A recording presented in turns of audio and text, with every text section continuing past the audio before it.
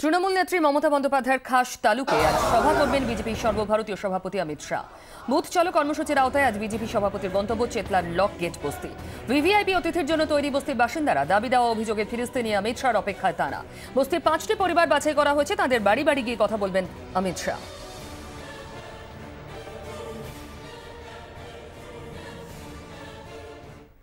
আর কিছু সময়ের অপেক্ষা, তারপরেই চেতলায় পৌঁছবেন অমিত শাহ। সেখানকার শেষ মুহূর্তের প্রস্তুতির ছবি তুলে ধরেছেন আমাদের প্রতিনিধি।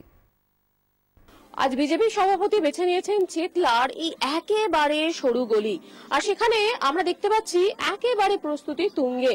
যে বাড়িতে আসছেন, এখানে 5টি বাড়িতে আসার কথা রয়েছে বিজেপি এই সভাপতির, এবং সেখানেই তারা ভাবছেন যে কখন আসবেন, কি করে খাওয়াতে পারেন। সেরকমই একজনের বাড়িতে রয়েছে কল্পনাদি। কল্পনাদি, আপনি আজকের কি রান্না করছেন? চা বানাচ্ছি, শরবত থাকবে, সাথে মিষ্টি আছে। আচ্ছা, কখনো কি ভাবতে পেরেছিলেন যে আসবেন অমিত বাবু আপনার বাড়িতে? না, কোনোদিন ভাবতে পারিনি। কেমন লাগছে? খুব আনন্দ লাগছে। ব্যবস্থা সব করে রাখছি। কিছু আর্জি জানাবেন?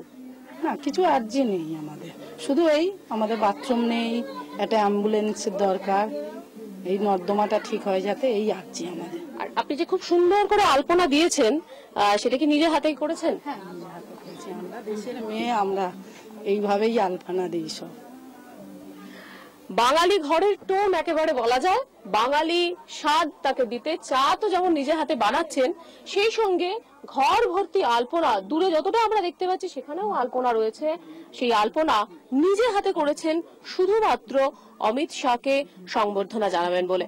24 ঘন্টার জন্য ক্যামেরায় মনোজের সঙ্গে শ্রাবন্তী সাহা, কলকাতা।